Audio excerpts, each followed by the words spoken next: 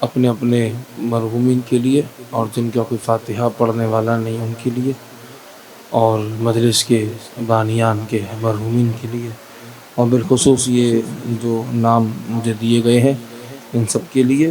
رحم اللہ من قرأ الفاتحہ۔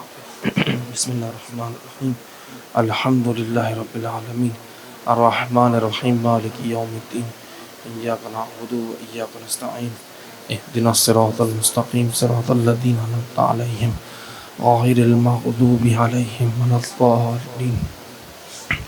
بسم اللہ الرحمن الرحیم، قل هو اللہ احد اللہ الصمد لم یلد ولم یولد ولم یکن له کفوا احد۔ بسم اللہ الرحمن الرحیم، قل هو اللہ احد اللہ الصمد لم یلد ولم یولد ولم یکن له کفوا احد۔ بسم اللہ الرحمن الرحیم، قل هو اللہ احد اللہ الصمد لم یلد ولم یولد ولم یکن۔ اللهم اغفر للمؤمنین والمؤمنات والمسلمین والمسلمات الأحياء منهم والأموات، تابع بيننا وبينهم بالخيرات إنك مجيب الدعوات إنك على كل شيء قدير برحمتك يا أرحم الراحمين۔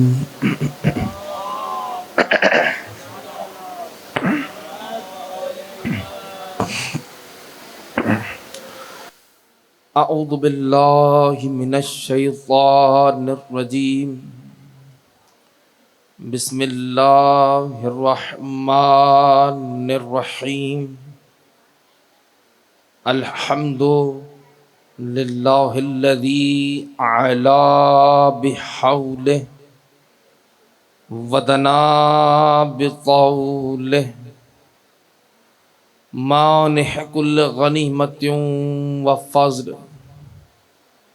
وکاشف کل عظیمت وعزل، احمدہ علی عواطف کرمہ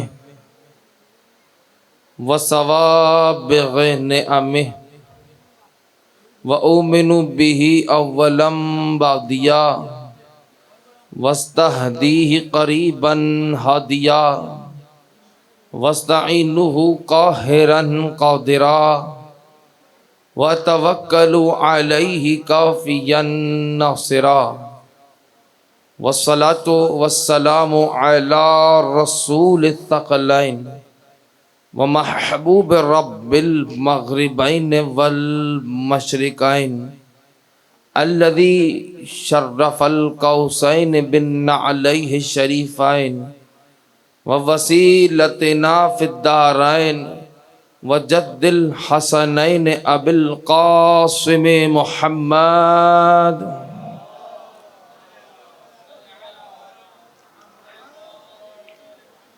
وعلى أهل بيته الطيبين الطاهرين المعصومين المظلومين المنتخبين المنتجبين، واللعنة الدائمة على أعدائهم ومنكري فضائلهم وغاصبي حقوقهم أجمعين، أما بعد، فقد قال الله تعالى في كتابه الحكيم والقرآن الکریم، بسم اللہ الرحمن الرحیم، یوم ندعو کل اناس بامامہم صلوات۔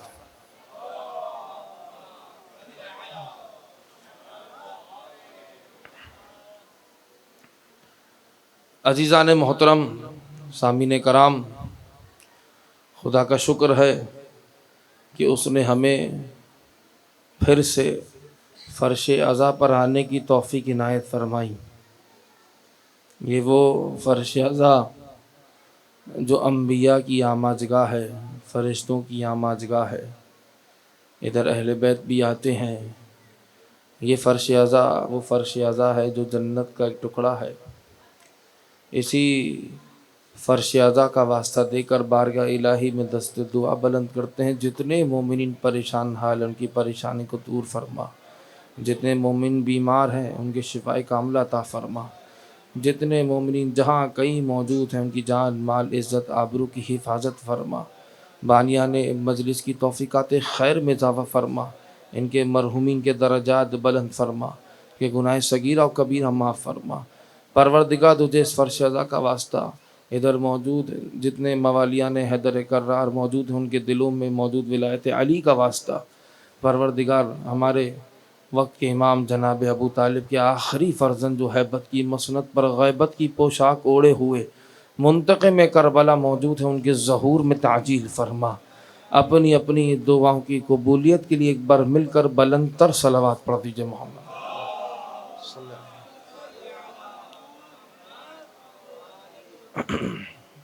گزارش ہے تمام مومنین کرام سے کہ جو بھی فرش ازا سے وہ دور دور جو مومنین موجود ہیں اگر فرش ازا پر آ جائیں تو نماز ولایت علی کا آغاز ہو چکا ہے، اور آپ سے گزارش یہ ہے کہ اگر زحمت نہ ہو تو تھوڑا تھوڑا مزید قریب آ جائیں درود کا سہارا لیتے ہوئے۔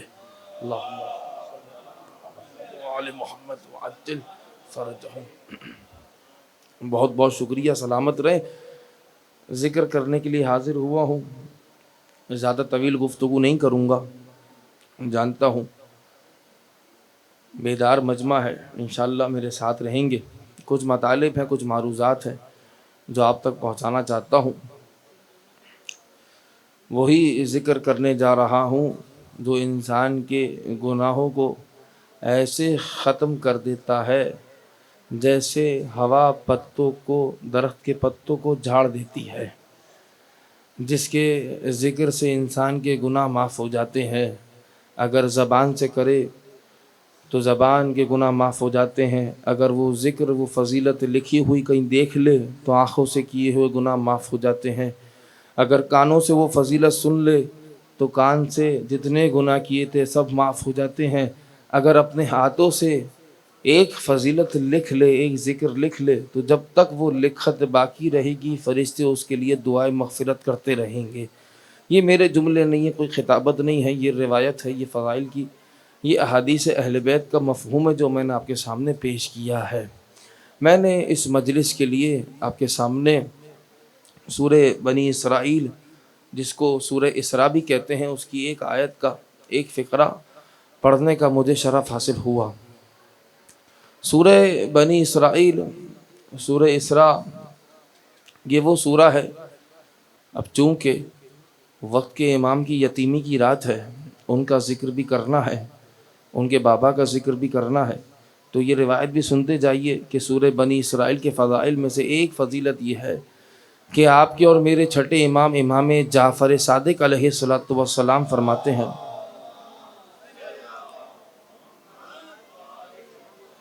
امام فرماتے ہیں کہ اگر کوئی شخص من قرأ سورۃ بنی اسرائیل فی کل لیلۃ جمعہ، جو شخص ہر شب جمعہ اس سورہ بنی اسرائیل کی تلاوت کرتا ہے، لم یمت حتی یدرک القائم، مرے گا نہیں، زندگی طویل ہو جائے گی، عمر میں اضافہ ہو جائے گا، زندگی بڑھ جائے گی، یہاں تک کہ قائم کا ظہور دیکھے گا اور ان کے آوان اور ان کے انصار میں شمار ہو جائے گا۔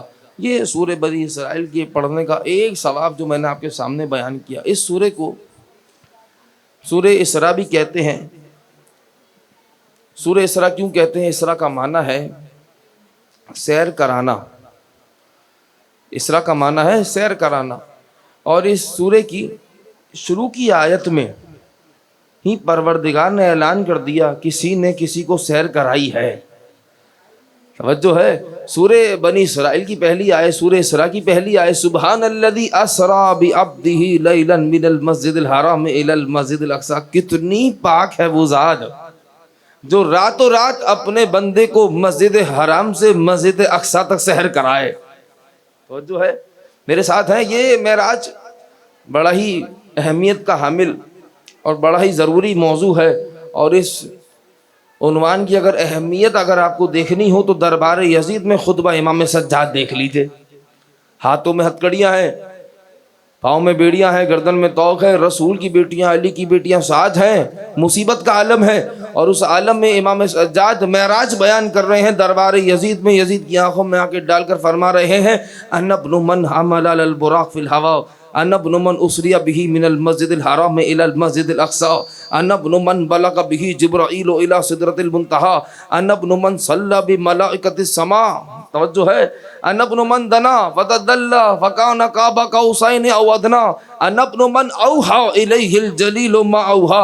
میں اس کا بیٹا ہوں جس نے براق پر بیٹھ کر ہواؤں میں سیر کی، جو مسجد حرام سے مسجد اقصی تک گیا، جس نے عرش الہی پر فرشتوں کو نماز پڑھائی، جو جبریل کے ساتھ سدرۃ المنتہا تک پہنچا، جو پروردگار کی بارگاہ میں قریب ہوا، مزید قریب ہوا، اتنا قریب ہوا کہ 2 کمانوں سے کم کا فاصلہ رہ گیا. پھر عرش پر، عرش الہی پر پروردگار نے محمد سے گفتگو کی، اور جس کے لہجے میں اللہ نے محمد سے کلام کیا تھا وہ کسی غار میں رونے والے کا نہیں، بستر رسول پہ سونے والے کا تھا.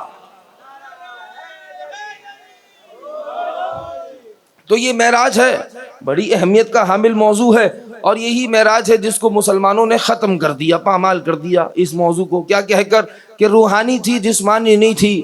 میں تو بات ہی نہیں کرتا روحانی اور جسمانی کی، میں تو بات نہیں کرتا، اگرچہ دلائل موجود ہے، مجھے بات کرنے کی ضرورت ہی نہیں ہے. میں تو یہ کہتا ہوں تم ایک ہی معراج مناتے ہو، ہمارے پاس رسول کی کئی معراج موجود ہیں، اور ایک معراج کی خوشی مناتے ہو، ہم تو کسی بھی معراج کی خوشی نہیں مناتے. یہ مذہب تشیع میں معراج کی خوشی نہیں منائی جاتی. شب 27 رجب آپ بعثت مناتے ہیں، رسول نے ظاہری طور پر نبوت کا اعلان کیا تھا. توجہ ہے، رسول نے ظاہری طور پر نبوت کا اعلان کیا ہے. شب بعثت ہم معراج نہیں مناتے. یہ بچے بیٹھے ہیں، بچوں سے پوچھے بیٹا اسکول جاتے ہو؟ کہاں جاتا ہوں. کہا پھر گھر بھی آتے ہو؟ کہاں گھر بھی آتے. پھر گھر آنے کی خوشی بھی ہوتی ہے. کہا گھر آنے کی خوشی کیوں ہوگی، گھر ہے وہیں پلٹ کر آنا تھا، آ گئے. توجہ ہے، تو ہم معراج کی خوشی نہیں مناتے. بھائی جن کی نگاہوں کے سامنے اللہ نے اس کائنات کو خلق کیا ہو،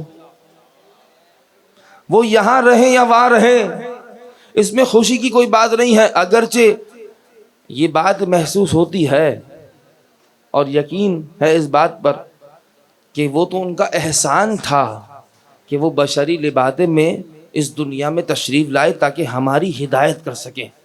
ورنہ اس دنیا کو تو مولا کائنات نے 3 طلاقیں دی ہیں. دنیا تو کہتی ہی پس جگہ کو ہے، یہ ان کی جگہ نہیں، یہ نوری مخلوق ہے، یہ عرش الہی پر رہنے والی مخلوق ہے. یہ معراج کی خوشی مناتے ہیں. ایک ہمارے پاس کئی معراجیں موجود ہیں. میں چلے آپ کے سامنے ایک روایت پڑھ دیتا ہوں. مجھے نہیں معلوم میں نے اس سے پہلے یہاں پر یہ روایت کبھی پڑھی ہے. رسول کی ایک معراج ایسی تھی کہ کتاب مجموع النورین میں ابو الحسن مرندی نے یہ روایت لکھی کہ جب رسول معراج پر گئے تو جبریل کے ساتھ تھے. ایک وادی میں پہنچے اور اونٹوں کی قطار دیکھی. توجہ ہے، اونٹوں کی قطار دیکھی. نہ پہلا نظر آتا ہے نہ آخری نظر آتا ہے.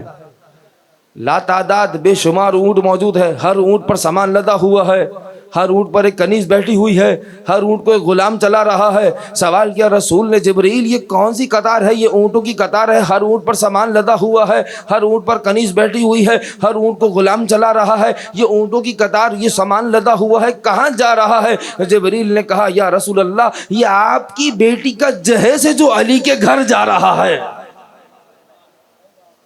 توجہ ہے، یہ آپ کی بیٹی کا روحانی جہیز تھا جو علی کے گھر جا کا. سامان میں کیا ہے؟ کہا نہیں معلوم، لا ادری. ایک مرتبہ رسول نے اشارہ کیا اونٹ کو، ایک اونٹ دوڑتا ہوا رسول کے پاس آ گیا. دیکھا جانور تھا لیکن جانتا تھا رسول بلائیں تو آ جاتے ہیں. رسول کے پاس آیا، سامان کو کھولا تو کیا دیکھا؟ 1000 کتابیں ہیں. اور 1000 کتابوں کا موضوع کیا ہے؟ فضائل علی ابن ابی طالب. اور ہر کتاب میں 1000 فضیلتیں. رسول نے تمام اونٹوں کو چھوڑ دیا، تمام فضیلتیں چھوڑ دیں، تمام کتابیں چھوڑ دیں. ایک کتاب اٹھائی، اس میں 1000 فضیلتیں تھیں، ہر فضیلت کو چھوڑ دیا، صرف ایک فضیلت پڑھی. اگر اجازت ہے تو سناؤں. رسول نے پڑھا، اللہ کہہ رہا ان اللہ خلق 70,000 عالم وفی کل عالم 70,000 بلد وفی کل بلد 70,000 مسجد وفی کل مسجد 70,000 محراب وفی کل محراب یصلی امیر المؤمنین علی بن ابی طالب. اللہ کہہ رہا ہے میں نے 70,000 عالم خلق کیے، ہر عالم میں 70,000 شہر خلق کیے، ہر شہر میں 70,000 مسجدیں خلق کی، ہر مسجد میں 70,000 محرابیں خلق کی، ہر محراب میں جو نماز پڑھا رہا ہے اسے علی کہتے ہیں.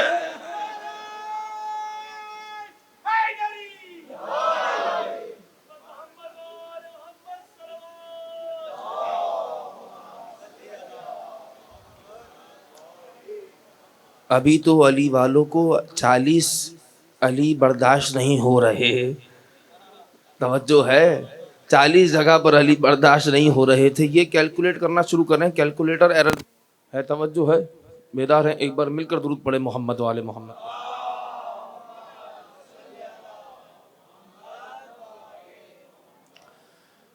تو اللہ نے, یہ تو ایک روایت میں نے آپ کے سامنے پڑھی کہ اللہ نے 70,000 عالم خلق کیے.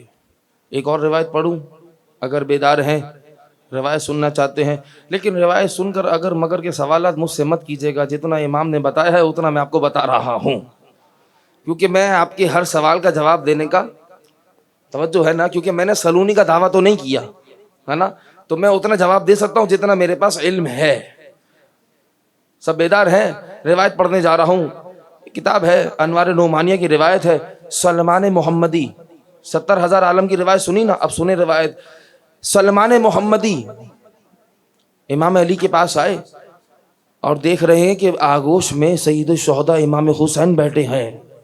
2 برس کے امام ہیں, 2 برس کے امام ہیں, مولا کائنات کی آغوش میں ہے. سلمان نے مولا سے کہا, مولا سوال کرنا چاہتا ہوں. کہا سلمان سنو, اگر سوال کرنا ہے تو آج مجھ سے سوال مت کرو, آج میرے حسین سے سوال کرو. توجہ ہے, بیدار ہے, آج میرے بیٹے حسین سے سوال کرو, وہ تمہیں جواب دے گا. کہا اچھا. اب سلمان تھے, جانتے تھے 2 برس کے ہیں تو صحیح, لیکن امام ہے. سلمان تھے, جانتے تھے امام حسین سے سوال کیا, کم سن و ابیک, آپ کے بابا کی عمر کیا ہے؟ ہاں سوال بیدار ہو جائے. کم سن و ابیک, آپ کے بابا کی عمر کیا ہے؟ دل پہ ہاتھ رکھ کر بتائیے امام حسین کو جواب کیا دینا چاہیے تھا؟ امام علی کی عمر بتانی چاہیے تھی, چاہے وہ آدم سے پہلے کی ہو, چاہے کائنات کی خلقت سے پہلے کی ہو, لیکن امام علی کی عمر بتانی چاہیے تھی نا. سلمان نے سوال کیا, کم سن و ابیک, آپ کے بابا کی عمر کیا ہے؟ حسین مسکرائے, کہا یا سلمان تخیلت صغر سنی, اے سلمان تو کیا مجھے چھوٹا سمجھ رہا ہے؟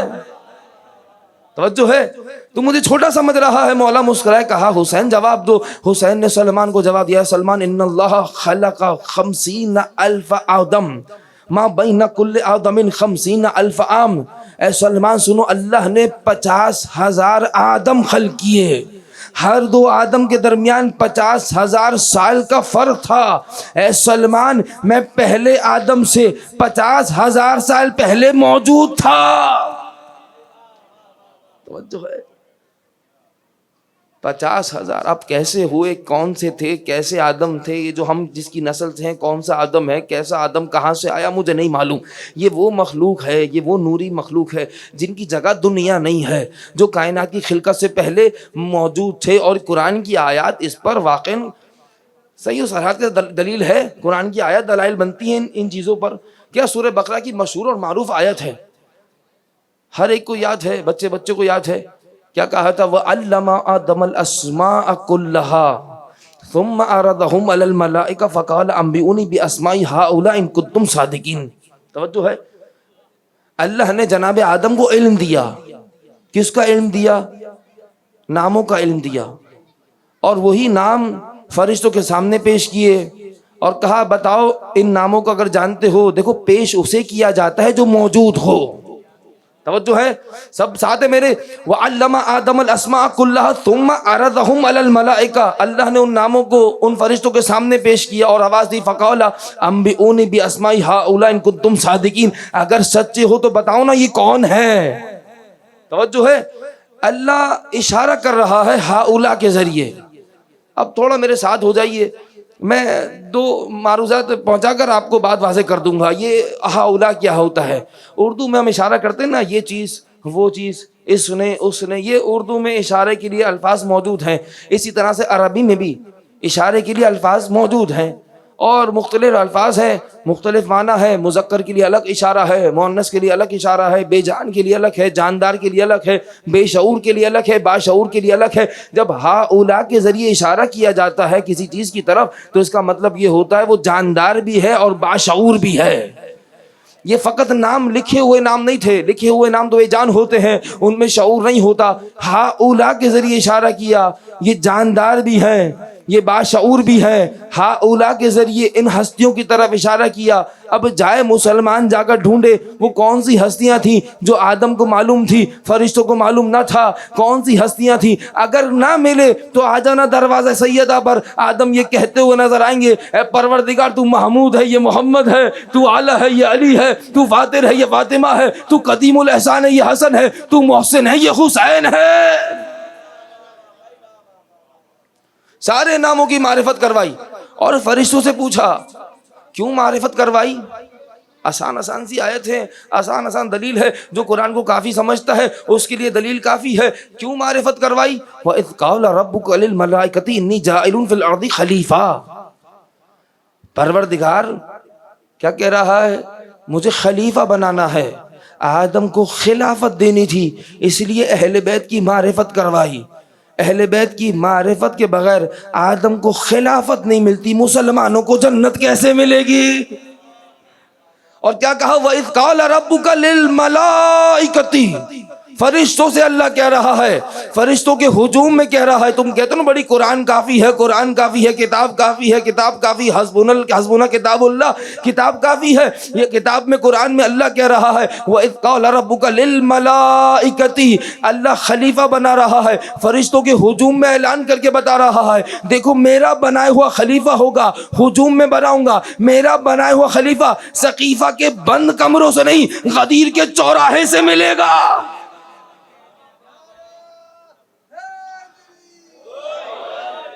دو آیتیں. پھر فرشتوں نے کہا نحن نسبح بحمدک ونقدس لک. اپنی تسبیح پہ فخر تھا کہ ہم تو تسبیح کرتے ہیں، ہم تو تقدیس کرتے ہیں، خلافت ہمیں ملنی چاہیے. یہ تسبیح اور تقدیس کہاں سے آئی فرشتوں کے پاس؟ یہ نور موجود تھے. علامہ مجلسی نے اپنی کتاب بہار الانوار میں روایت لکھی. توجہ، روایت سنتے جائیے. اللہ نے فرشتوں سے پہلے کئی سال پہلے، وہ نورانی ماحول کے سال، کئی سال پہلے ان اہل بیت کو خلق کیا تھا. جب فرشتوں کو خلق کیا تو فرشتوں کے سامنے، فرشتوں کی نگاہوں کے سامنے ان 5 انوار میں سے 4 انوار سامنے تھے. توجہ، بہت لفظ سن کے بولا ہے میں نے.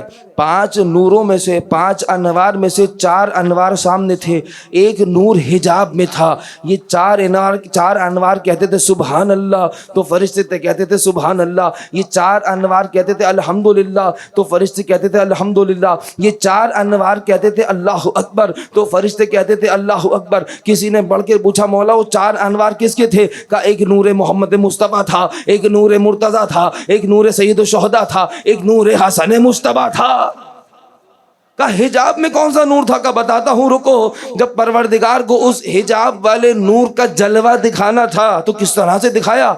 اب یہ تسبیح اور تحمید اور تحلیل کا ایک مرتبہ ورد ہو رہا ہے، ذکر چل رہا ہے. اہل بیت تسبیح کرنا سکھا رہے ہیں، اہل بیت تحمید کرنا سکھا رہے ہیں، اہل بیت تحلیل کرنا سکھا رہے ہیں. اب پروردگار نے چاہا کہ وہ جو 5واں نور ہے اس کا جلوہ ان فرشتوں کو دکھائے، تو ایک مرتبہ اللہ نے حکم دیا، ان فرشتوں پر اندھیرا چھا گیا.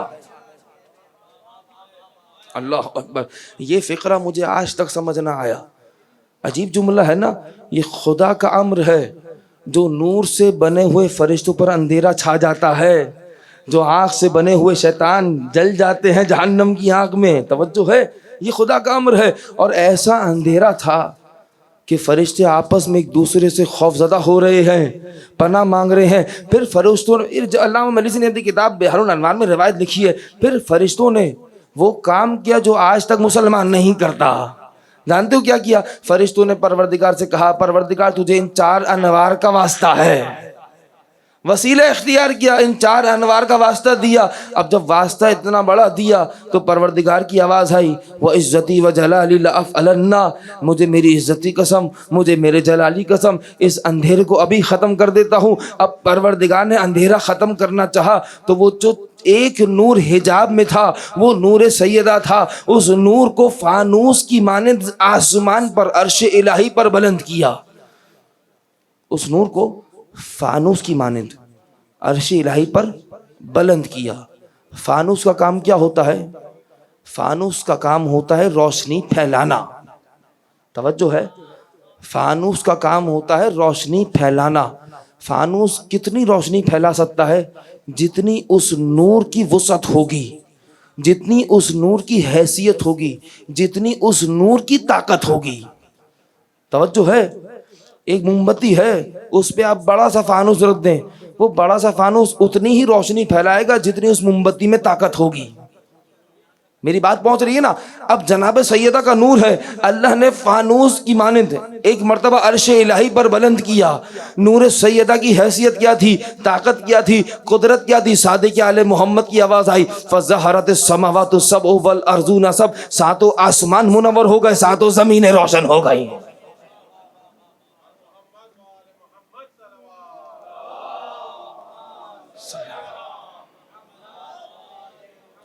یہ وہ نور الہی ہے جس کے بارے میں قرآن میں آیت آئی، سورہ صف کی 8ویں آیت، یریدون لیطفئوا نور اللہ بافواہہم واللہ متم نورہ ولو کرہ الکافرون۔ وہ لوگ تو چاہتے ہیں کہ اللہ کے نور کو اپنی پھونکوں سے بجھا دیں۔ واللہ متم نورہ، اللہ اپنے نور کو مکمل کر کے رہے گا، ولو کرہ الکافرون، کافروں کو برا لگتا ہے تو لگتا رہے۔ اور جو ہے بیدار ہیں، تھک گئے ہیں، پریشان تو نہیں ہے نا؟ میرے ساتھ ایک مرتبہ درود پڑھے محمد والے محمد پر۔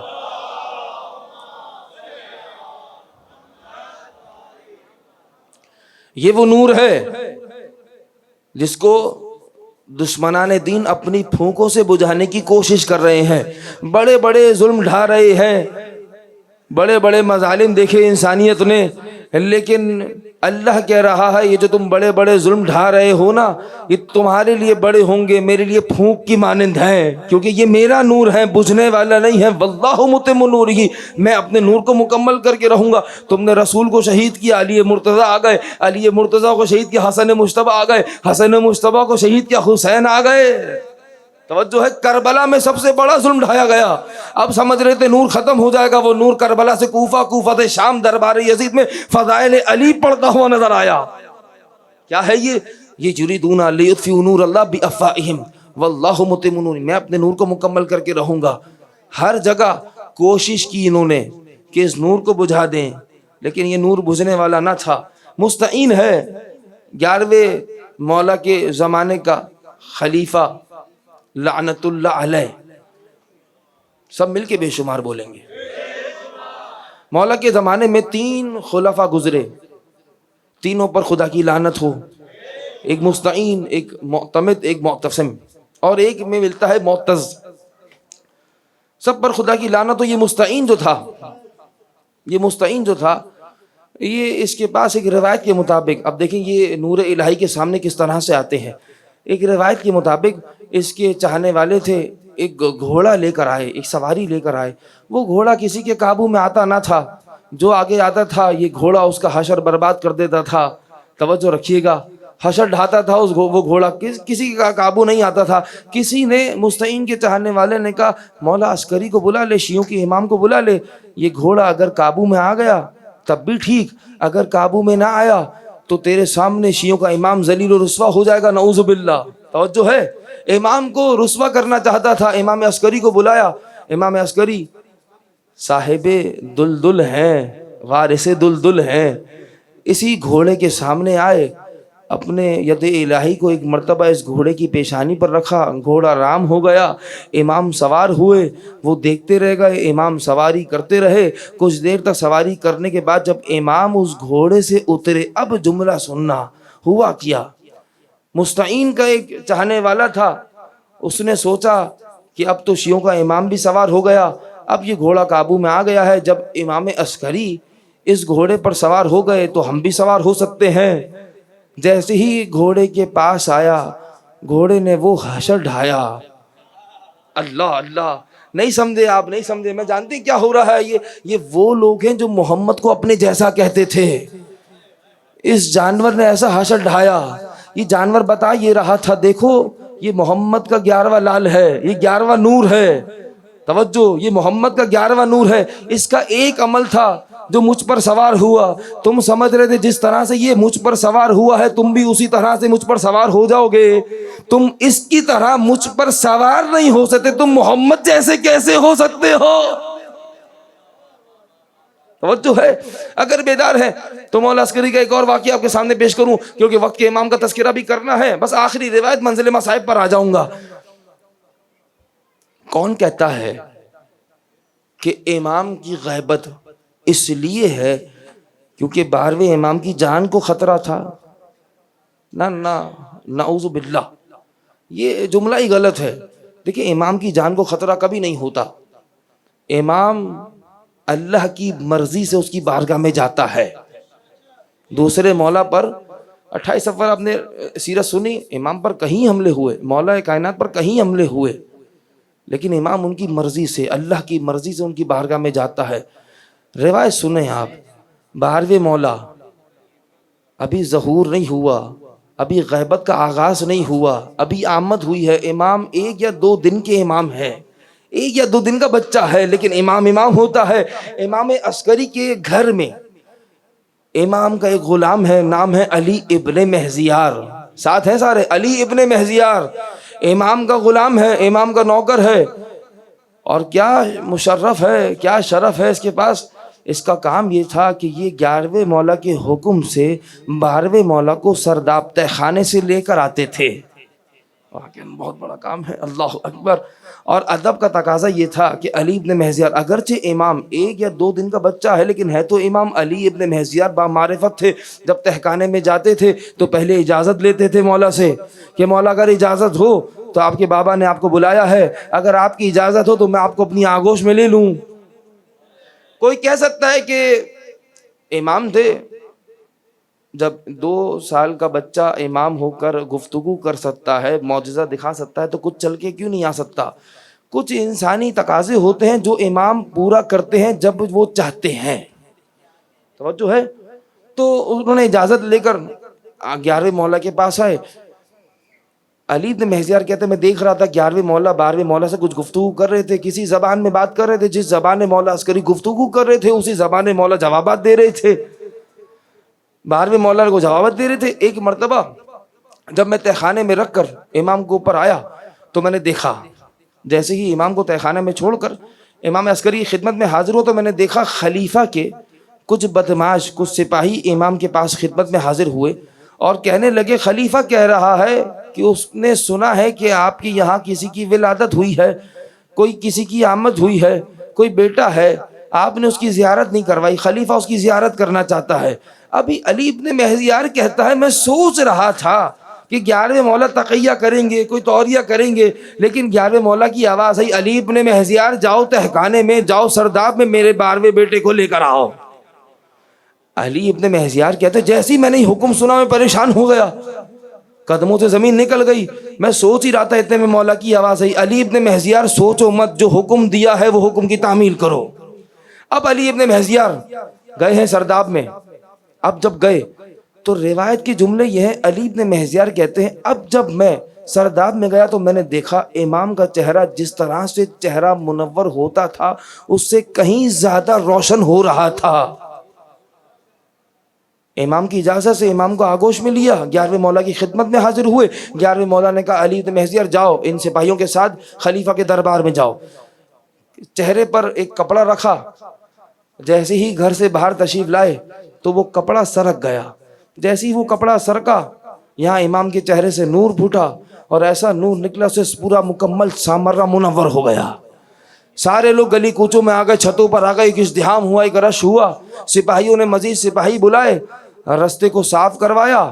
علی بن مہزیار کہتے جیسے جیسے دربار قریب آ رہا تھا امام کے چہرے کا نور بڑھتا جا رہا تھا، اور جیسے ہی دربار میں پہنچا ہوں وہ نور اتنا مزید بڑھ چکا تھا، اس نور کو دیکھ کر بادشاہ بھی کھڑا ہو گیا، وزیر بھی کھڑا ہو گیا، سارے درباری کھڑے ہو گئے۔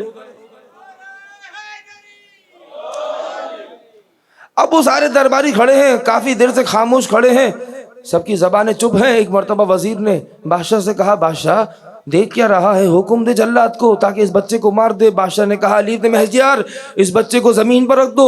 علی بن مہزیار کہتے ہیں میں دل ہی دل میں سوچنے لگا اپنی جان دے دوں گا، امام کو زمین پر نہیں رکھوں گا، بس میں یہ سوچ رہا تھا کہ امام میرے کانوں کی طرف آئے۔ کہا علی بن مہزیار میں تیرا امام ہوں، تجھے حکم دیتا ہوں مجھے زمین پر رکھ دے۔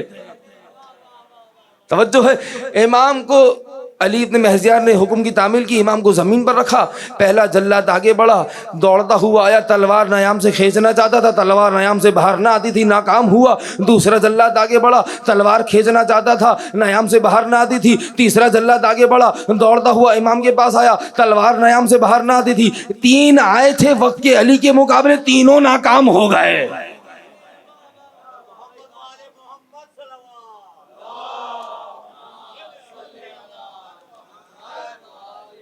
تینوں آئے، تینوں ناکام ہو گئے۔ اب جملہ سنیں، آپ تھوڑا رک کے سنیے گا، سمجھ کے سنیے گا۔ وزیر تھا نا، اس نے ایک جملہ کہا بادشاہ سے، گستاخی کی، کہا بادشاہ گھبراؤ مت، یہ محمد کی نسل سے ہے، محمد بھی جادوگر تھا، یہ بھی جادوگر ہے۔ ان کے آباء و اجداد نے رسول کو جادوگر کہا تھا۔ جب کوئی بات ماننی نہ ہوتی تھی نا، گستاخی کرتے تھے۔ کسی نے آ کر رسول سے کہا، کہنے لگے آپ آسمان پہ معجزہ دکھائیں، کیونکہ آسمان پہ جادو نہیں چلتا۔ رسول نے اشارہ کیا، چاند کے ٹکڑے کر دیے۔ پریشان ہو گیا، بات ماننی نہ تھی، کہنے لگا آپ تو بہت بڑے جادوگر ہیں۔ یہ رسول کے سامنے گستاخیاں کرتے تھے۔ ان کے آباء و اجداد رسول کو جادوگر کہتے تھے، اس نے اس امام کو جادوگر کہا۔ آپ جانتے ہوا کیا ہے؟ توجہ ہے، ہوا کیا ہے؟ ظہور سے پہلے کا معاملہ ہے، یہ غیبت سے پہلے کا معاملہ، ظہور سے پہلے کا معاملہ۔ جب امام وقت کا علی مسلمانوں کے سامنے آیا، کچھ کرامات دکھائی، ان کو محمد یاد آ گئے۔ جب ظہور کے بعد آئے گا، جلوہ دکھائے گا، ان کو علی یاد آئے گا۔ ایک مرتبہ وزیر نے بادشاہ سے کہا، جاؤ وہ سونے کے خنجر منگواؤ۔ سونے کے خنجر منگوائے گئے، کہا اس پہ جادو نہیں چلے گا، لیکن سونے کے خنجر بھی ناکام ہو گئے۔ پھر وزیر نے کہا بادشاہ سے کہ ایک کام کرتے ہیں، مشورہ دے رہا تھا کہ ایک کام کرتے ہیں، 3 بھیڑیے ہیں، تینوں کو اس پر چھوڑ دیتے ہیں، اس بچے کو کھا جائیں گے، تینوں بھوکے ہیں۔ تینوں بھیڑیوں کو چھوڑا گیا۔ علی ابن مہزیار کہتے تینوں بھیڑیے امام کے پاس آ رہے تھے، دوڑتے دوڑتے آ رہے تھے۔ جیسے ہی امام کے پاس پہنچے، ایک نے امام کو آگوش میں اٹھایا، ایک نے قدم بوسی کرنا شروع کی، ایک نے امام کو زمین پر ایسے رکھا جیسے قرآن کو رحل میں رکھا جاتا ہے۔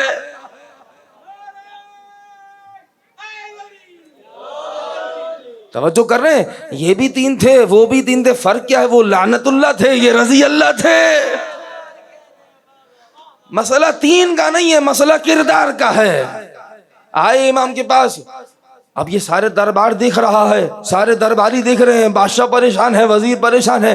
ایک بھیڑیا آگے بڑھا اور امام کے سامنے غلام کی طرح بیٹھ کر امام کو سلام کیا، خدا کی توحید سے لے کر امام کی غیبت تک گواہیاں دیں، اور ایک مرتبہ اجازت لی، مولا اگر اجازت ہو تو میں گفتگو کروں۔ امام نے اجازت دی، فصیح عربی زبان میں گفتگو کر رہا تھا۔ کہنے لگا مولا میں بھوڑا ہوں، یہ جوان ہے، کھانا آتا ہے، یہ کھا جاتے ہیں، میں بھوکا رہ جاتا ہوں۔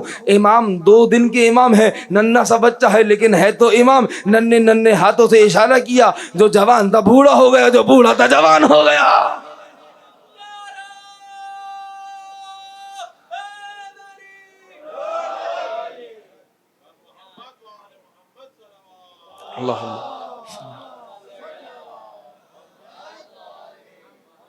یہ روایت میں نے اس لیے سنائی، اس وقت کے مسلمانوں کو بھی پتہ چلے نا علی کسے کہتے ہیں۔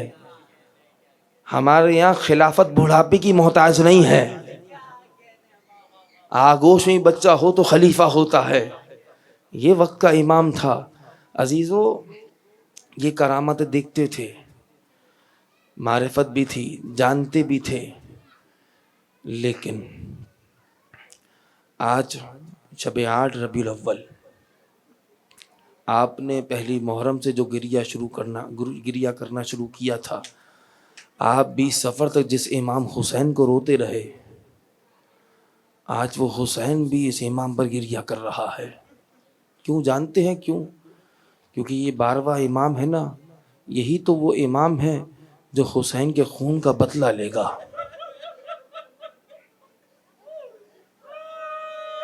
اجرکم علی الزہرا، خدا آپ کو کوئی غم نہ دے سوائے غم حسین کے۔ ہاں عزیزو، آخری گریہ ہے، اللہ جانے پھر زندگی بچے نہ بچے۔ آج اپنی آوازوں کو آزاد چھوڑ دینا، آج کھل کر گریہ کرنا۔ ابو بصیر گریہ کر رہے تھے نا، امام نے ایک مرتبہ ٹوکا تھا، ابو بصیر کیا کر رہے ہو، گریہ نہیں کرتے ہو؟ کہ مولا گریہ کر رہا ہوں، دیکھے رومال اشکوں سے تر ہو چکا ہے۔ کہا ایسے نہیں، ایسے رو جیسے ایک بوڑھی ماں جوان کے لاشے پر روتی ہے۔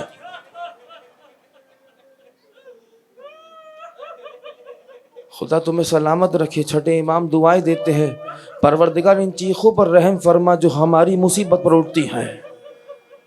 ہاں عزیزو، سنو گے مصیبت کیا ہے؟ پہلی ربیع الاول کو 11ویں مولا کو زہر دیا، اور جب زہر دیا تھا نا تو مولا زندان میں تھے، سراہنے کوئی موجود نہ تھا، دشمن موجود تھے، دشمن کے سپاہی موجود تھے۔ امام زہر کی حالت میں تڑپ رہے تھے، وہ تعزیہ نہیں مار رہے تھے۔ 2 ربیع الاول امام گھر آ گئے، گھر پر ہے امام، سامرہ میں گھر ہے، بستر پر امام ہے، زہر کی شدت سے تڑپ رہے ہیں میرے مولا۔ 8 دن تڑپتے رہے۔ مصیبت سنو گے، گھر میں کون کون ہے؟ 2 مستور ہے، ایک بچہ ہے، ایک مرد ہے، 2 مستور ہیں، اور دروازے پر بدماش کھڑے ہیں۔ یہ بزرگان بیٹھے ہیں، جانتے ہیں 8 ربیع الاول ہم ایک تعزیہ نکالتے ہیں جس کو ہم کہتے ہیں چپ تعزیہ۔ یہ چپ تعزیہ کیا ہے سنو گے؟ چپ تعزیہ کسے کہتے ہیں؟ خلیفہ نے اپنے سپاہیوں سے کہا تھا کہ دیکھو ہم نے ان کے شیعوں کے 11ویں امام کو ان کے گھر بھیج دیا ہے، گھر پہ شہادت ہوگی، لوگ گریہ کریں گے، اگر کسی مرد کی آواز آئے نا تو کسی سے اجازت مت لینا، دروازہ توڑ کے گھر میں داخل ہو جانا۔ اجرکم علی الزہرا۔ 12واں امام جانتا تھا اگر چیخ کی گریہ کروں گا تو یہ بدماش دروازہ توڑ کے گھر میں آ جائیں گے، گھر میں سیدانیاں موجود ہیں۔ اجرکم علی الزہرا۔ اب سنو کہ 12ویں امام کی یہ چپ تعزیہ کیا ہے؟ 12ویں امام کی مصیبت ہے جس کو ہم اعلان کرتے ہیں چپ تعزیہ نکال کر۔ 2 ربیع الاول سے لے کر 8 ربیع الاول تک میرا مولا وقت کا امام، امام مہدی اپنے بابا کے قریب کھڑا ہو کر بس چپ ہو کر گریہ کرتا تھا، بلک بلک کر نہیں رو سکتا تھا، گھٹ گھٹ کے گریہ کرتا تھا، اپنے بابا کو تڑپتا ہوا دیکھتا جاتا تھا۔ اجرکم علی الزہرا، اجرکم علی الزہرا۔ خود آپ کو کوئی غم نہ دے سوائے غم حسین کی، آپ کو سامرہ کی زیارت نصیب فرمائے، آپ کو کربلا کی زیارت نصیب فرمائے۔ ہاں عزیزو، امام تڑپ رہے ہیں۔ 8 ربیع الاول امام کی جو حالت ہے یہ مزید بگڑتی جا رہی ہے زہر کی وجہ سے، زہر کی شدت کی وجہ سے مزید تکلیف میں اضافہ ہوتا جاتا ہے۔ روایت کے جملے یہ ہیں جب تکلیف بڑھی نا ایک مرتبہ تو امام کو پیاس لگنے لگی، امام نے اپنے بچے سے کہا مجھے پیاس لگتی ہے۔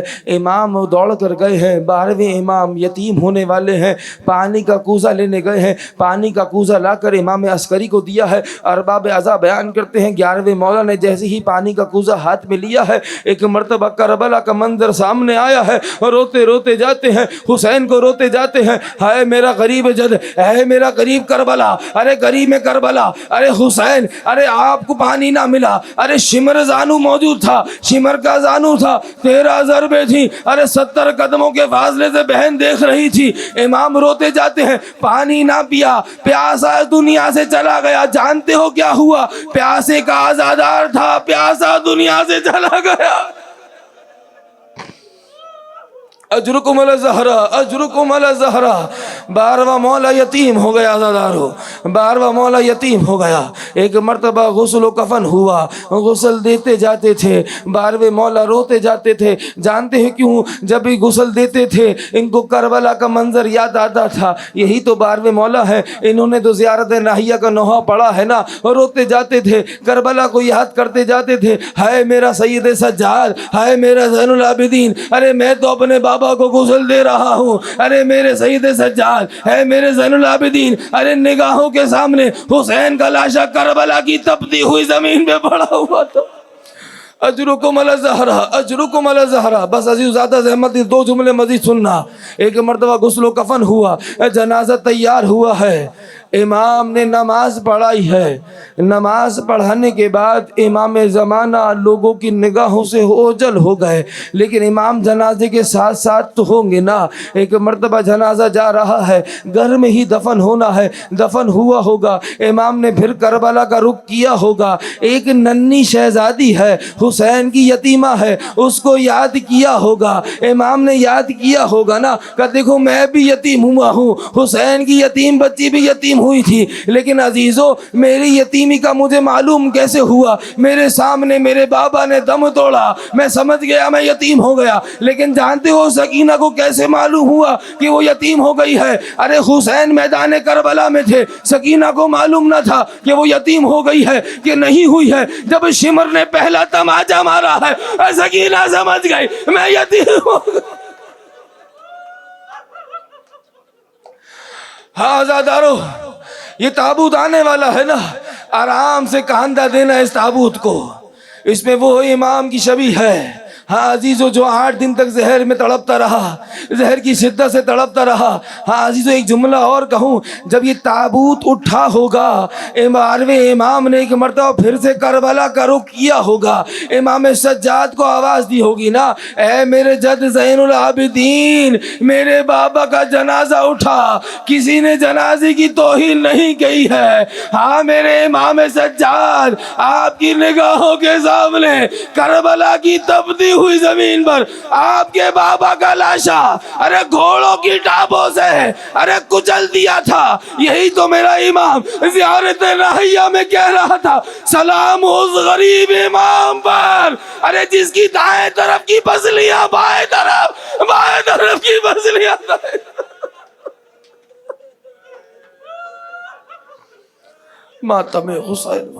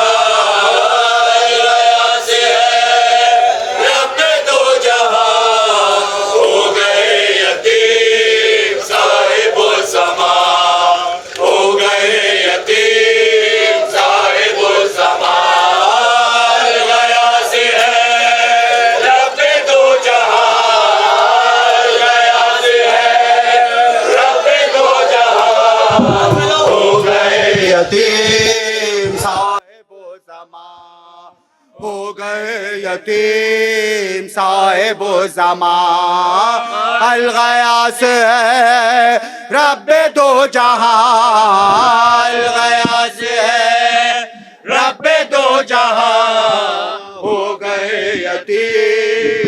صاحب و زمان ہو گئے یتیم صاحب و زمان الغیاث ہے رب دو جہاں الغیاث ہے رب دو جہاں ہو گئے یتیم صاحب و زمان ہو گئے یتیم صاحب و زمان الغیاث ہے رب دو جہاں الغیاث ہے رب دو جہاں ہو گئے یتیم صاحب و زمان ہو گئے یتیم صاحب و زمان ہل رہی ہے آج قبر مصطفیٰ ہل رہی ہے آج قبر مصطفیٰ پیٹتی ہے سر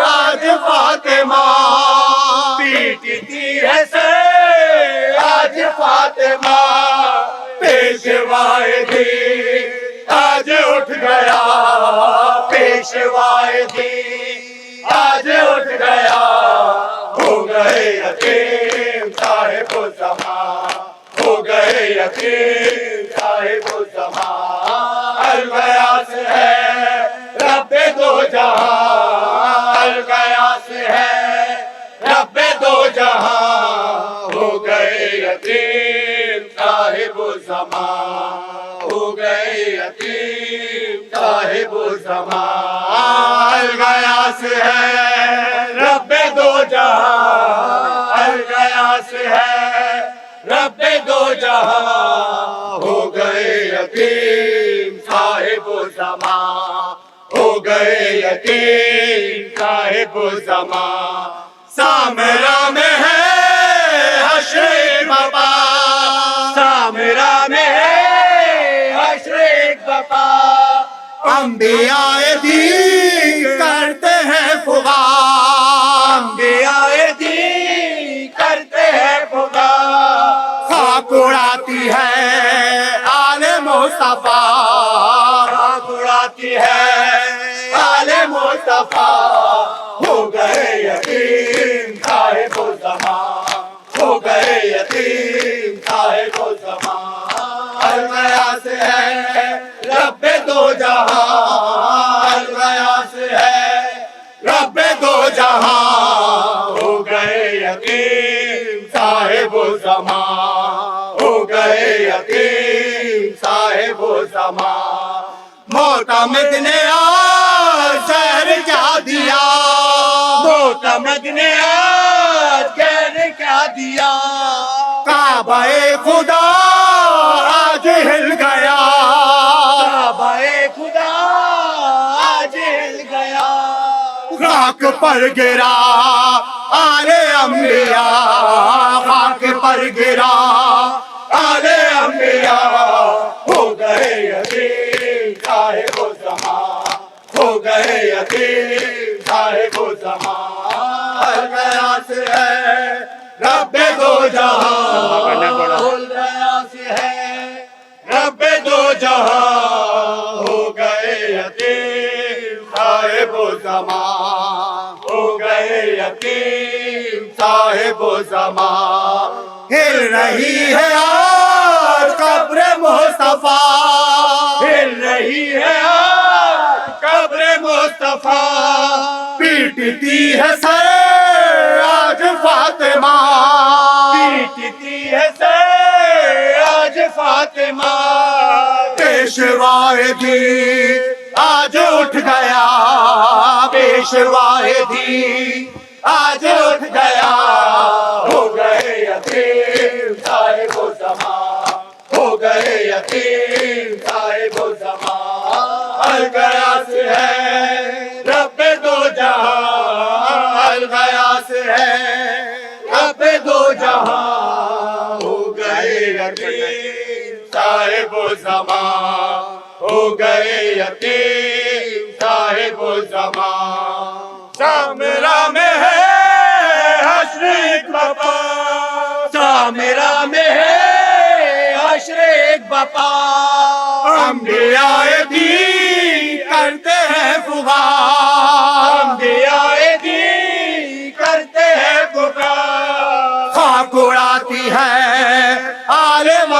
मुस्तफा खाक उड़ाती है आले मुस्तफा हो गए यतीम साहिब ज़मा हो गए यतीम साहिब ज़मा हो गए यतीम साहिब ज़मा हल गया से है रब्बे दो जहां हल गया से है रब्बे दो जहां हो गए यतीम साहिब ज़मा हो गए यतीम साहिब ज़मा मोतमिद ने ज़हर क्या दिया मोतमिद ने ज़हर क्या दिया काबा-ए खुदा आज हिल गया काबा-ए खुदा आज हिल गया खाक पर गिरा आले अंबिया खाक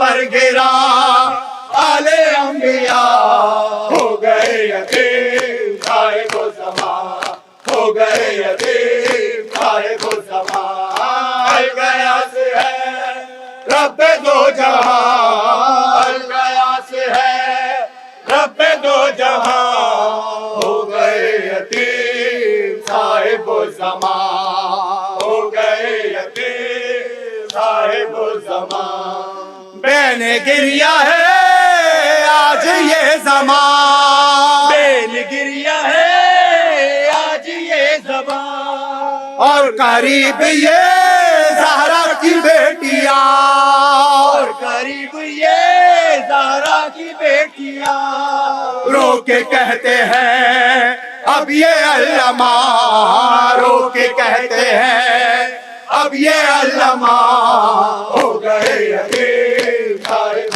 ज़मा हो गए यतीम साहिब ज़मा हो गए यतीम साहिब ज़मा हो गए यतीम साहिब ज़मा हो गए यतीम साहिब ज़मा हो गए यतीम साहिब ज़मा हो गए यतीम साहिब ज़मा हल गया से है रब्बे दो जहां हल गया से है रब्बे दो जहां हो गए यतीम साहिब ज़मा हो गए यतीम साहिब ज़मा।